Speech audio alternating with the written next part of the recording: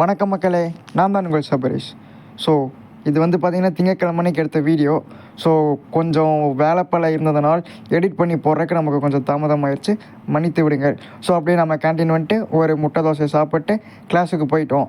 கிளாஸில் போனோடனே வேறு என்ன வேலை, ஃப்ரெண்ட்ஸோடு அப்படியே ஒரு யூனியனை போட்டோம்.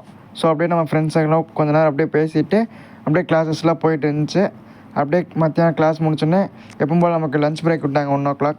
போய் நமக்கு என்ன லஞ்ச் வந்திருக்குன்னு பார்த்தீங்கன்னா பீட்ரூட், எக், அப்புறம் வந்து பார்த்திங்கன்னா ஏதோ பட்டாணி, பச்சை பட்டாணிலாம் வந்துச்சு. கூட வந்து பார்த்திங்கன்னா தக்காளி சாதம். ஸோ அப்படியே அந்த டொமேட்டோ ரைஸை சாப்பிட்டு நம்ம காலேஜ் போயிட்டோம்.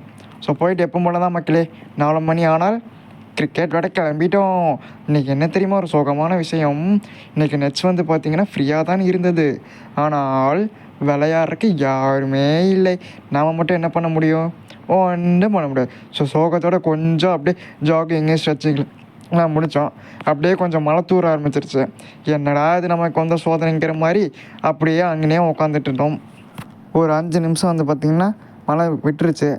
ஸோ அப்படியே விட்ட உடனே நம்ம வந்து பார்த்திங்கன்னா கேன்டீன் கிளம்பிட்டோம். ஸோ அப்படியே நம்ம கேன்டீன் போயிட்டு ஒரு ஆரஞ்ச் ஜூஸ் வந்து பார்த்திங்கன்னா ஆர்டர் பண்ணியிருந்தோம். 60 ரூபாய்க்கு வந்து பார்த்திங்கன்னா ஆரஞ்ச் ஜூஸ் செம்ம ஒருத்து.